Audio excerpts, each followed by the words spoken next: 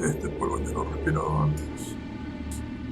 Esta verga no es cemento chimbo de ahorita. Esta vaina es lodo del abuelo. Barro seco, que huele a muerte y a mar revuelto. Este polvo se vuelve barro en mi garganta. Y ese maldito barro, ese maldito diciembre. 18 años. Y ya no tenía padres, ni casa. A lo lejos una radio decía: ha nacido la República Bolivariana de Venezuela. Y felizmente, por encima de las tragedias, ya aquí está la nueva constitución para esa república. Qué bien aprobada la constitución, que nacía la Quinta República. Y yo ahí rodeado de muerte. El proceso no se detuvo, ni por unos miles de muertos. Las mega elecciones del 2000 ya venían en camino. Y encontré mi viejo cuaderno de matemática en el lodo, con la tarea todavía medio a hacer. Nadie me preguntó si quería seguir estudiando. El hambre no espera por diplomas.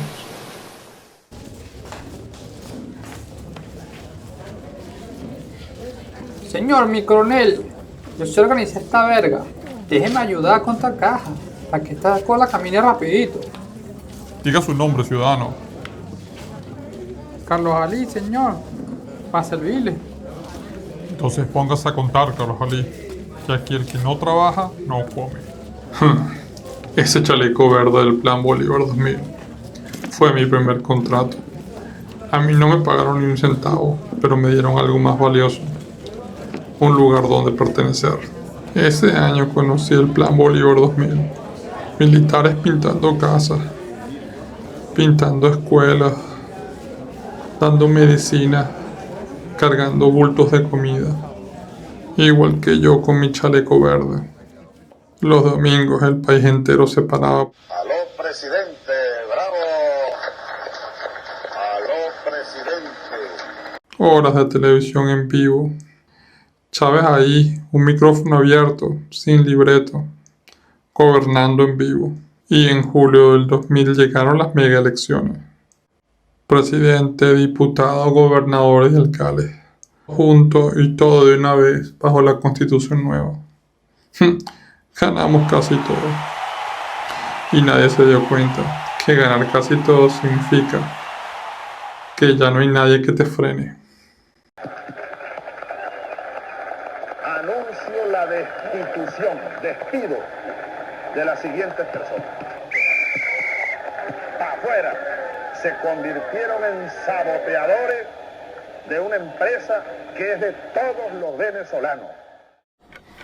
Ese domingo, con un pito de árbitro, despidió a la junta directiva de PDVSA. Y todos nos reímos. Nadie entendió que ese pito fue el primer disparo de una guerra. 4 días después, el país se partió en dos.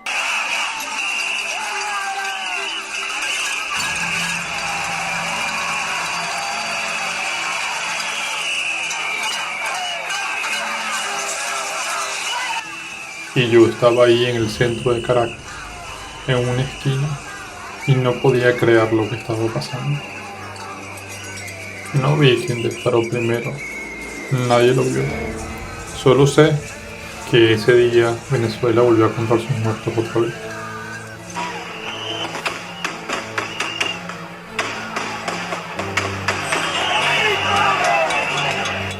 «48 horas. Vi disolverse un gobierno entero con la firma de un decreto. Y después vi a la misma gente que lo había celebrado salir a pedir su regreso. Ahí entendí la primera regla de este país. Aquí nadie cae solo. Aquí todos caen agarrando a alguien por la camisa. Mi lealtad dejó de ser una idea para convertirse en mi seguro de vida.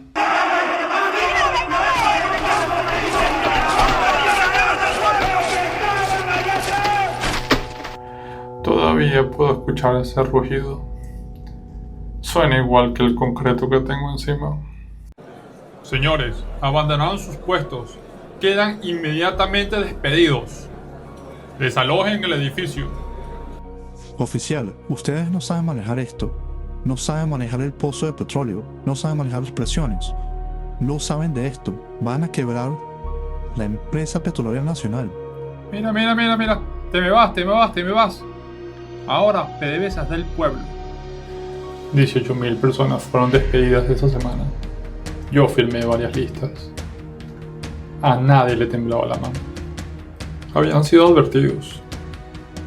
La meritocracia de PDVSA se cambió por la lealtad del partido. PDVSA era rojita.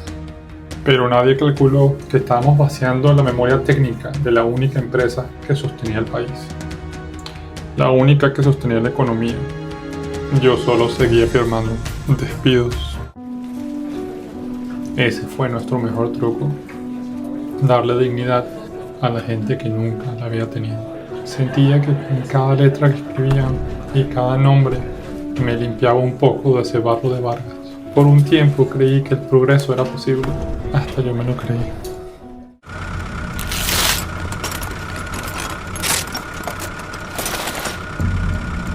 Esos 3 camiones no entran en la cuenta de la emisión, Carlos. Estos son para un contacto que tengo en Catialamar. Tú firma ahí el recibo completo. Hay suficiente para todos. Yo firmé. Y con esa firma se rompió mi inocencia. Entendí que la revolución no era para eliminar la pobreza. Era para que la riqueza cambiara de manos. Años después terminé comprándome el mismo reloj. Con otro negocio que hice por ahí. Y ahora aquí está roto. Si te está gustando la historia y quieres seguir escuchando el relato de Carlos Ali, recuerda darle like y suscribirte para que puedas estar al tanto de los próximos episodios. No te cuesta nada, pero me motivas a seguir haciendo estos videos.